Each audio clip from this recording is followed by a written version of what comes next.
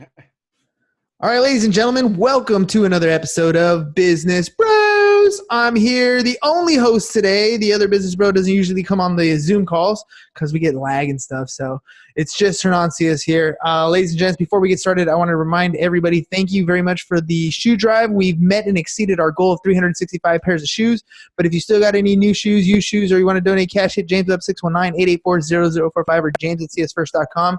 He's also the insurance guy, so if you need help with any of your insurance needs or you want to add insurance into your particular business, we can do that for you, help you get that squared away. Just hit James up again, 619-884-0045 or james at csfirst.com. All right, all the stuff out the way.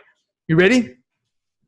All right. Today, I got a guest all the way from Connecticut. Unless you're listening to him in Connecticut, then it's right next door. But Justin Hanover is on the show today, and we're going to talk a little bit about getting your mindset ready, making things happen. He's got a great story to tell me, so I'm going to just kick it off. Justin, tell me a little bit about your background and what it is that you're up to these days. Yeah, absolutely. First, I'm really appreciative of being on the episode and be able to connect with your audience and yourself as well. So yeah, a little background on me. I've been in business a little over 10 years now. I started out in the fitness industry, built up a business to doing over 500,000, and decided through that process I wanted to connect with people in a different way and coach people in a different way and also live a different way. So I actually walked away. I closed that business, and since I've been coaching young, like newer entrepreneurs on setting up their business properly, but more importantly, making sure that they're building a life, because that's something that I made the mistake on, and I want to make sure that others don't. So it's business is a connection of yourself personally. So if you're not personally working on yourself and developing different areas of your life, your health, your mindset, your relationships, you can have a successful business, but still be unfulfilled in your life. And that's what I want to make sure that doesn't happen. 100%, 100%. I want to know a little bit more, some juicy details into your story. Like, for example, the very first business I started because we needed to, right? My brother and I started a computer company because he got fired from his other job, but we had a mortgage to pay. So, we got to make things happen. So we would pass out flyers to get this company off and rolling, and it did really well. But as soon as his girlfriend broke his heart, he joined the Navy and bounced. I was left with this company I didn't really know anything about, and I had to shut it down. I went broke shutting it down, right? Wow. And so understanding that struggle that, young entrepreneurs who have no clue, like I didn't know anything about taxes, employment taxes, corporate stuff. I didn't know anything about personally signing for stuff versus having my corporation sign for stuff. I was all rookie at the beginning, right? But it allows me to kind of connect with our audience and say, look, I was at this point and now I'm here. So what struggles did you come through or come across when you had when you started the gym company? Well, first, I started that at 19 years old with maybe not even $2,000 in my bank account. So it was extremely bootstrapped and just a lot of drive and passion behind it.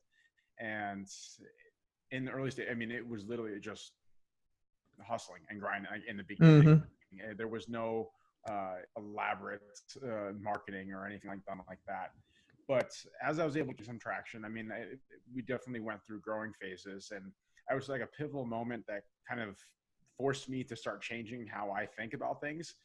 It was maybe like 3 years into the business, and it was like early spring, and I lost all of a sudden, it just hit me at once. I lost over a third of my members in about a month, and it was a massive financial hit and like a blow to the ego and like everything. Yeah. You were riding high until that point, right? Yeah. It just like knocks you down. It's a very humbling.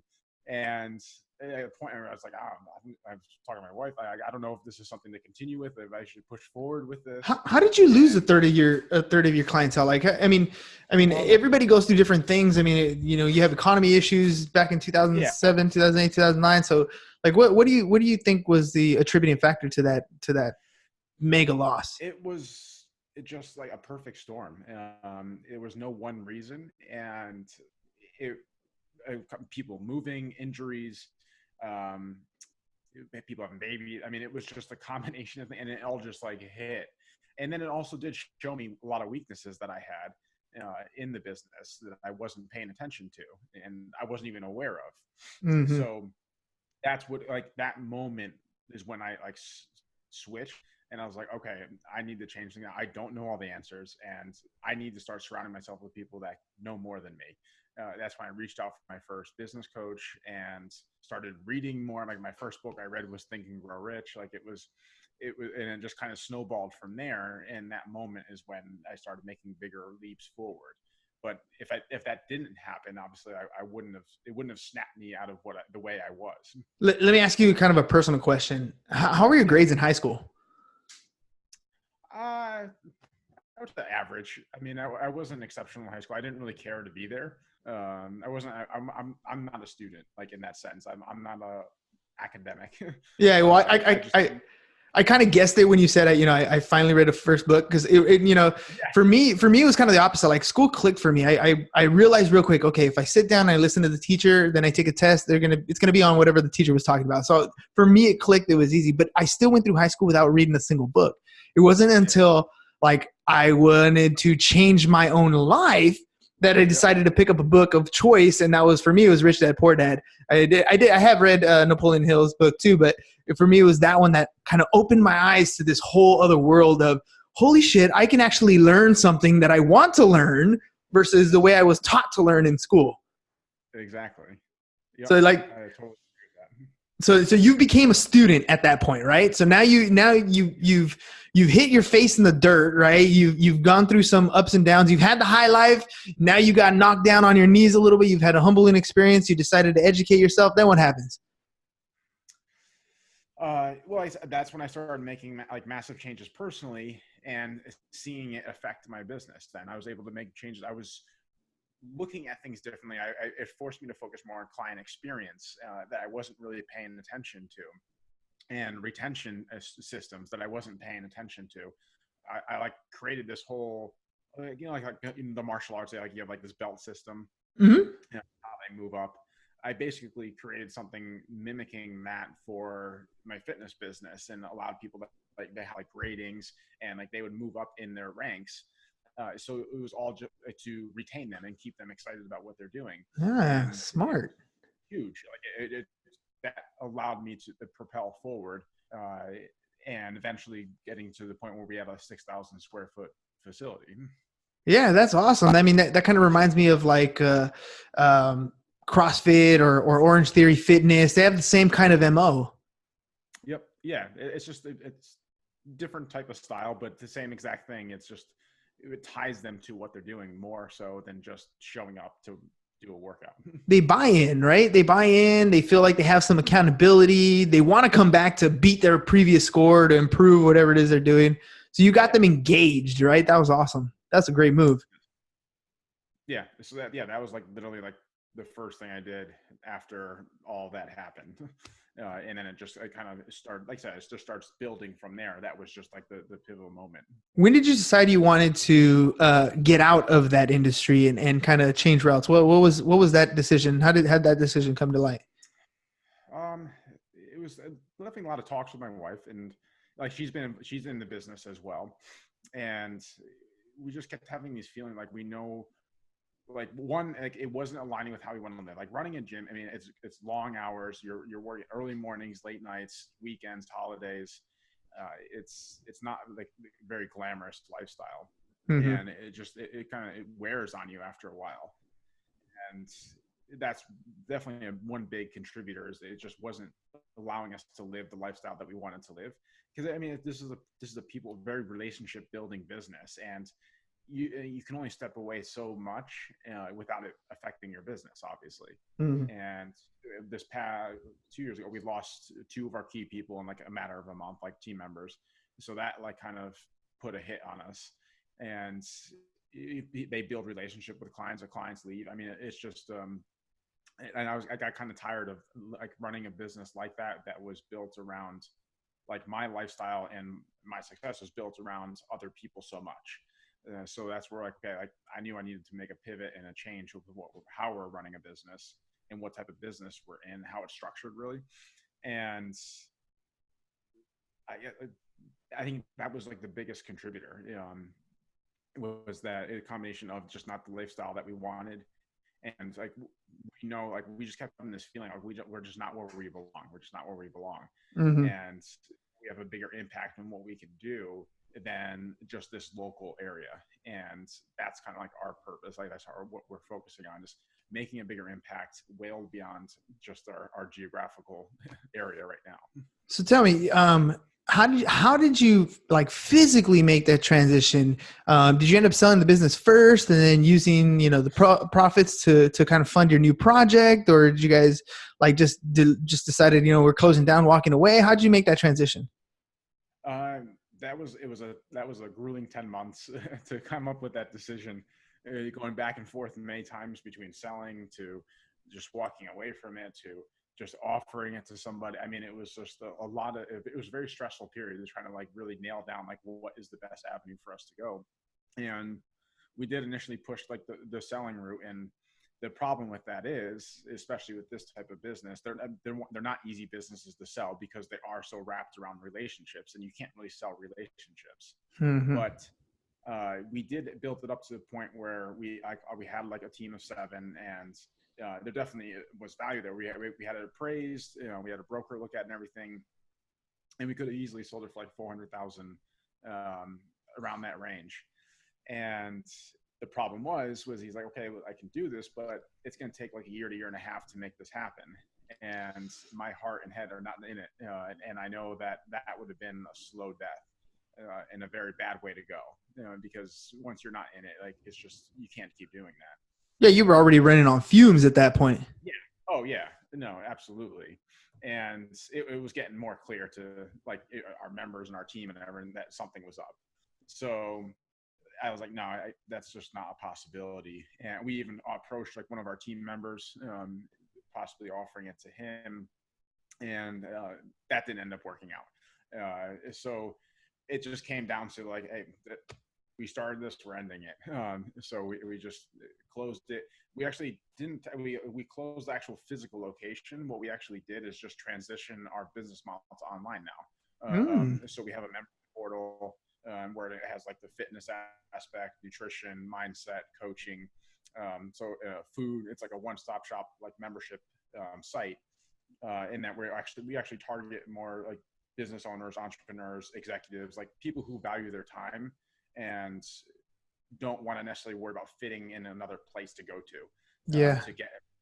So the business actually technically still exists. We just moved it to an online platform that better fits the type of lifestyle and the business model that we want.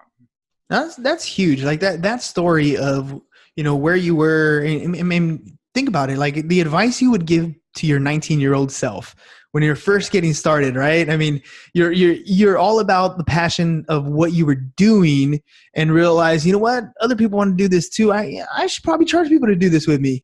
And to where you are today, where now it's, you know, you've developed a system in place. You know what customers are looking for. You know what, you know how to simplify it in the sense so that they get what they're looking for in the easiest way possible, in the platform that makes the most sense for not only the customer, but your in particular lifestyle. So you've taken all these different paths in your journey, and now you're able to essentially talk to other 19-year-old kids who are, you know, in the early stages of this entrepreneur step. I mean, not necessarily 19-year-old, just anybody who's just getting started, right? Yeah, exactly. Anybody, any newer entrepreneur. Yeah. So tell me, like, what is it that what's your ideal client look like, and what are you helping them do? Well, basically, I mean, helping them become a high performer. I mean, that's like my biggest goal. I'm not just like a business coach that's like, oh, here's my systems, follow this and you'll be successful. That's not what I'm pushing. I am helping them in that area, but my biggest concern is them as an individual, making sure that like their relationship health is good, the mindset health is good, their physical health is good, because ultimately you'll be the biggest bottleneck in your business if any of those areas are causing problems. Because like I said earlier, the business is an extension of you. Mm-hmm. So you're like waking up every day having fights with your wife and then going into your business, like how do you think your day is going to go? I mean, like it's just not going to be a productive day. You're not going to be at your highest, potentially highest self and your best thinking. So that's where it's like a combination of like personal development coaching, personal training coaching, and business coaching. Because I think it's all intertwined. Like if you truly want to be a high performer, you can't just focus on one or the other. Mm-hmm. It has to be integrated. Like your personal and business life need to be like one. Oh, I totally agree. Even on the health side, I mean, you want any entrepreneur is going to work, those 80-hour work weeks. I mean, it's just that time that you're going to Yeah. put in. So you got to have the energy to be able to do that. And you're not going to have the energy to be able to do that if you're not eating right or not working out. You got to fit those into your schedule. You got to get your body trained to have the endurance to put in the effort and the time that you want to. Otherwise, you're going to get to that, 7 hour in the day. I mean, everybody's had that feeling. You're sitting in the office and you're looking at the clock and you're like, damn, it's only 2 o'clock, 3 o'clock in the afternoon, but you're drained, right? And you haven't really done much. You've been sitting in the chair the whole time. Yeah. But you got to get yourself so that you have that energy to push through that time. Make sure you drink enough water because it's usually the case, right? You're dehydrated. but Absolutely. but just so that you are able to even start that process of getting in the right mindset, right? Because that mindset is crucial for a lot of people. You start thinking like, man, I can't wait till I go home. Can't wait till I go home. And it's 3 o'clock in the afternoon. Well, from 3 to whenever you actually do go home, those productive hours are gone because you're not thinking about what you need to do. You're thinking about leaving. Yeah. So absolutely. It's just a waste. It's just a waste. So tell me a little bit about, setting people up with mindset. What types of activities or examples or give me a little story on that whole mindset thing. Yeah, I mean, it kind of depends on the individual and what they're particularly struggling with. But usually it's addressing different things between like limiting beliefs and being able to uncover what limiting beliefs they have from their past and like what's going on in their internal scripts. Because obviously your conscious is so powerful, it controls like your reality basically. So for someone that, so like obviously starting in business, but they have an issue with money and like they think like sales is sleazy because of an altercation they had like earlier on in their life or something. That's obviously going to constantly becoming a bottleneck for them. I mean, it's going to throttle their business, and they're not going to be able to move forward. So we have to be able to address those particular issues. But first and foremost, when I start working with somebody, it's about gaining clarity. I want to like help them experience clarity in their business and their personal life. Like, where do they want to be? Where do they want to be 5-10 years from now? How do they want to be living? That's the most important thing, because when you have that clarity, that's like your true north, and it helps you with making decisions. It helps me with helping them make decisions. It helps me with making sure they stay on track, and also helping themselves stay on track, because they know what the path, like they know where their end goal is and what they're working towards. And that's what I find a lot of like new entrepreneurs, they really struggle with having that clear vision. They're just jumping in like, okay, let me just go and grow this business without really any care or thought to where they're actually going and why. Yeah. I see that time and time again. The number one target is always, I need to make X amount of dollars per month or per year or whatever it is. But I mean, your example was classic in why that isn't yes, it has to be a goal. It has to be a metric, of course, but it can't be the driving factor, because you had your business already set in motion. It was making money. It was putting food on the table, but you were running on fumes, man. Like, you got to a point where you didn't want to wake up and do that every day. So you had to change your North Star. What is it that you wanted? What was the actual priority factor? It was no longer the actual dollar. Yeah, the dollar is important. You're going to keep doing something, but you had to change your own personal mindset to figure out, okay, what is my true north? What is it that makes me happy? The wife and I, the kids, whatever it is, like, what is it that I need to attain to have the life that I want? And then reverse engineer from there.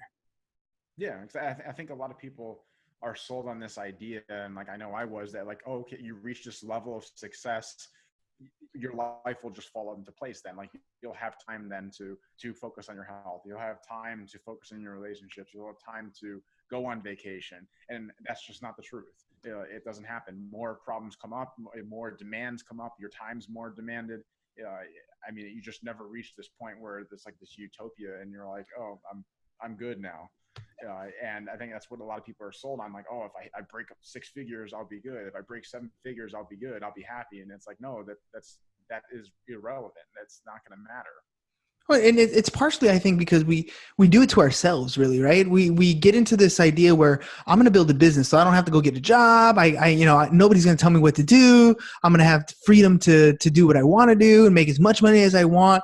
But we fall into this trap where we end up leaving a job and creating our own, right? Yeah. I mean, and it's worse because there's nobody else to help you. You're actually doing everything. So now you stop working 40 hours, you're working 80 hours, and you're roughly making about the same thing after you take home, but you have additional stress.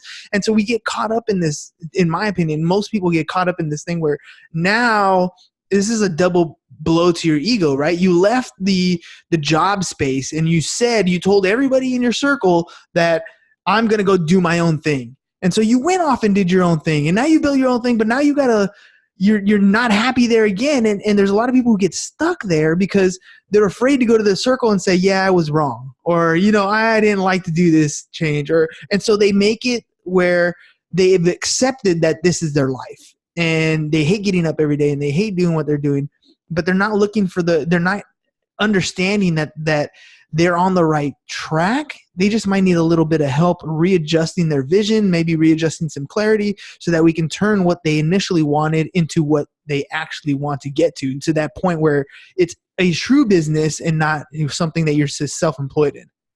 Yeah, exactly. And that's all it is. It's just making some tweaks or different adjustments because I mean, everybody has this picture in their mind of what their perfect day is or how they want to be and how they want to, I mean, you think about those things. Mm-hmm. And the problem is that's all it is. It's usually never more than just a thought. They never actually apply it to action and making it a reality. It's just oh yeah, that'd be nice. But they never actually do anything to change their situation to make sure that that could be a possibility or that could become a reality. Yeah, and you got such great parallel when it comes to in the physical fitness world where there's people all the time, they're like, man, I wish I was in better shape, or man, I wish I could lose a few pounds, or man, if I would have just stopped eating all that stuff, I wouldn't have had heart disease, diabetes, whatever, you name it. But they don't, even then, you really don't understand what is driving you to make those choices, like the benefits. We had a lady on the podcast yesterday, Barbara, and she was telling us, she was asking us questions on personal development type stuff, and she said something like, what are the benefits to whatever the situation was, what are the benefits to you being overweight, for example? Well, right off the bat, you're thinking, well, I don't have any benefits. No, there's benefits. There's a reason why you're the way you are. You've chosen this life path. You've chosen to not get up and go to the gym, to continue to drink that soda, to, eat the food that you're not supposed to. You've chosen that. So those are the benefits. Now let's see the other side. What can you gain by making that change? And what does that look like? What life does that look like for you? Now, I'm from what I'm hearing where you're talking about here, that's kind of where you're helping people get to. And you've had a lot of experience with people in the gym to get to that goal as a physical manifestation. And now you're working on helping them get there through mental and business. Yes. Yep. Yeah. So basically it's just, I've been coaching for over a decade, just a different format now. It's kind of a bizarre thing to motivate someone to do something that they weren't used to doing. You know what I mean? I always tell people, January 1st is right around the corner. So all the New Year's resolutions are coming in, gym memberships are about to go up, right? All this stuff.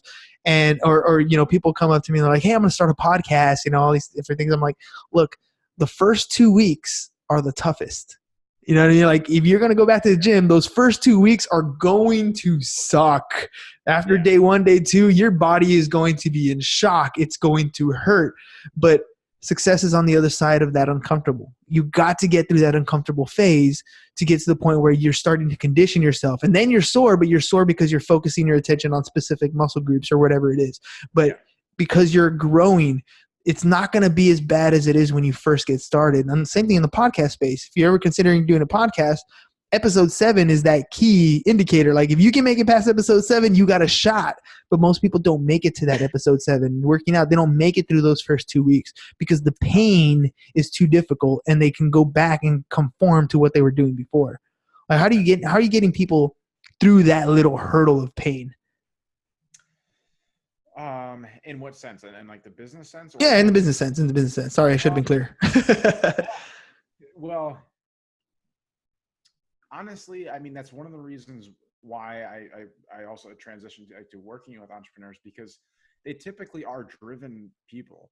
Hmm. I haven't really necessarily had too many issues in that aspect of, I mean, that's like the benchmark, like to being an entrepreneur, like being willing to do the work and being willing to put the time in. And if you're not willing to do that, then you have no right to even own a business, be an entrepreneur in any You aspect. failed before you even started. Yeah, exactly. I mean, that's like the entry level benchmark to step over. And so honestly, if I have to do that for you and you're good, then one, you're probably not somebody that's going to be good for me to work with, and two, like you're not going to make it. You know, And that's a good, I mean, what you just said right there, it's a good indication for, by the way, for anybody looking for business coaching. When you have the ability to uh, not work with every client that comes your way, to decide that, I'm sorry, I wish you the best of luck.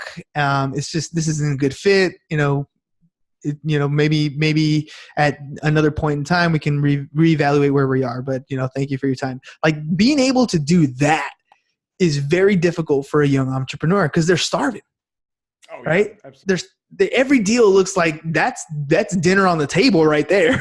You know what I Yeah, mean? So yeah. that, to me, that what you just said right there is a maturity factor when it comes to how long have you been in business? You've already established, you've gone through that. You've probably had a couple clients in your lifetime where you're like, why the hell did I pick this guy up or this girl up? I've had to fire so many clients over the years. It's ridiculous. And like this, and it's always the one, like, in the beginning, you're like, you had to work really hard to get them.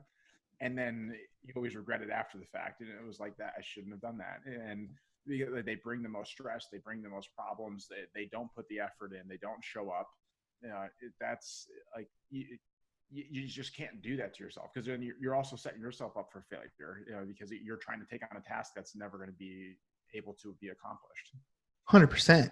All right. Well, Justin, tell me a little bit about what your outlook is. I mean, we've been talking a lot about on our show.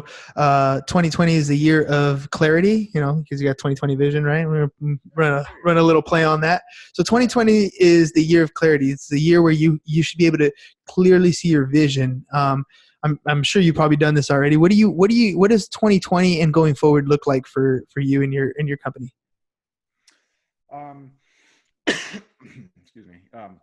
Basically, for me, I'm just focusing on a little bit more on developing my one-on-one aspect a little bit more. And by the end of the year, I'm actually looking to transition to creating my own mastermind and building more of like an online community, to kind of, because like my biggest thing, like when I started out, it wasn't that I always necessarily wanted somebody to give me all the answers.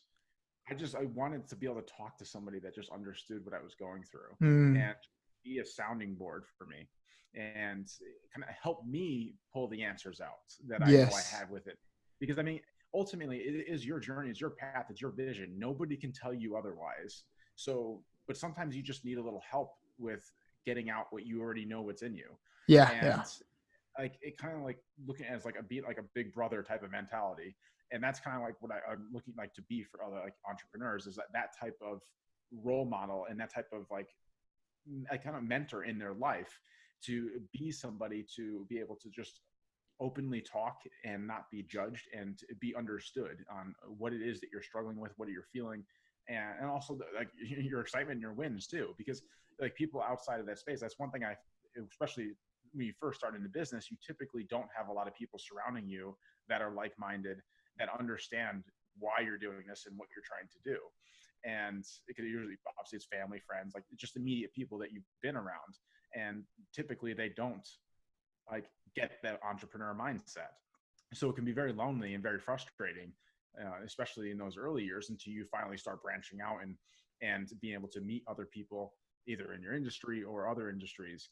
And so like that's what I'm looking to start building, is like that type of platform, to be able to like have that person there for that, like to be able to help that person nurture and push them on their vision and their journey, but not like taint it in that sense. Because I think a lot of coaches out there try to like force their methodology and their strategies thinking that that's the best way and the only way to try to like help somebody. And I don't agree with that. I think a good coach is somebody who's there to listen and really understand where that person's at and where they want to be. And like I said, just bring the answers out of that person, because you have the answers, you know what you want to do. And like, if you try to like live somebody else's life based on their successes, it's not going to be where you want to go. Because I've had coaches where we didn't end up aligning morally or values, like, and it was a very frustrating experience, because it's like, okay, well, they've had the success, they've been doing this, where like, why is it not working for me? Mm-hmm. And because it wasn't what was right for me, and I knew what was right for me. And it was kind of like, you almost lose your own way. You almost lose who you are, because you're being so influenced by so many different people pushing what they think is right on you. Right. That's a great a connection. I was just, in my mind, I'm thinking of parents, for example. Parents are those first coaches that you get, and you have some parents that are going to help that child develop the skills that they have and help push them in the direction that they want to go in and be there to support them. But then you have some other parents who are like trying to live vicariously through their kids and make their kids do things that they didn't get to achieve when they were younger, things that they want to do. And the kids end up resenting them for doing that. Sometimes you have a kid that's just like you, and that works out perfect and great and grand. But every once in a while you get those kids that are like, Dad, I don't want to be like you, or Mom, I don't want to be like you. I have my own dreams, my life, my ambitions, my aspirations. And there's that disconnect sometimes between the quote unquote coach, which is your parents, and what you want to do in life. And so people go through that all the time with coaching, with other people trying to tell them what to do. You were talking a little bit about vision and sharing that with your closest circle, your friends and family. And I always caution young entrepreneurs. I'm like, keep a journal, like write down all your ideas and your thoughts and your dreams and whatever it is that you want to do. Have a journal there, because what's going to happen is you're going to be passionate about an idea. Something's going to pop into your head and you're going to be like, this is awesome. I got to tell somebody. And you're going to go and tell the person you love the most, whether it's your spouse, whether it's your parents, whatever it is, you're going to go home and tell them, and they're going to look you square in the face and tell you you're crazy or you're an idiot, or they're going to shut down your idea. And they're not doing it to hurt you. They're doing it from a place of love, because they can't see the vision that you see. And so if you write down your stuff in your journal, you can always come back to it and get re-energized and elaborate or expand or whatever, but be prepared to walk that journey alone, as far as, your inner circle, because they don't see the vision that you see. If they could see what you see, the vision, the foresight that you have, then you can have them buy in. But that's a skill set in and of its own. That's a sales skill, right? Let me show you exactly all the value and benefits that I'm going to bring to the table. Once you've understood, once you've had that epiphany that, yes, that's going to help me, now that person's going to buy in, whether it's giving you money or supporting you on whatever your path journey is going to be. But it's the same type of process. I mean, that's how we got our wives to marry us, right? Yeah. We sold them on something. Yeah, I think so. Sweet, man. All right. Well, Justin, do me a favor. Tell people how to get a hold of you. The best way, I'm very engaging on social media. So Facebook, Instagram, Justin.Hanover, Facebook, Justin Hanover. And feel free to reach out to me, message me. I'm happy to get in touch. I also do have on my profile, like a link to a free quiz that they can take that basically walks you through like different areas that you could be lacking in your life, whether it be like in your business, health, relationships. And I'm going to send you a personal video for me, like kind of going over what your results were and action steps that you can take moving forward to correct those areas in your life. So you actually have something tangible to be able to start acting on. And dang. That's cool, man. You do a quiz. I like that. Like I'm building funnels and stuff. So that just gave me an idea for a hook. Like, do you have what it takes to be an entrepreneur? Take this quiz. Like I already know right off the bat, like this person's interested. That's awesome, dude. I love that. Yeah. No, that's some great stuff. Hey man, thank you for taking the time to come out here. I know it's you're 3 hours ahead of me, so you're heading into the 8 p.m. marker. So appreciate you coming on the show. No, absolutely. I'm truly honored to be on. Thank you, my man. And if, ladies and gents, if you guys have any questions for Justin, it was Justin.Hanover on Instagram, right? At Justin.Hanover and Justin Hanover on Facebook. He does a lot of the stuff via internet, so you don't have to be in the same place. He's in Connecticut. We're in San Diego, but it's okay. We got an audience in Florida too. So, whatever works. If you need a little bit of help, if Justin connected with you, if his story makes sense to you, hit him up. All right, man. Thank you very much. Facebook, we love you. We're going to stop the stream now. Peace. And we're out.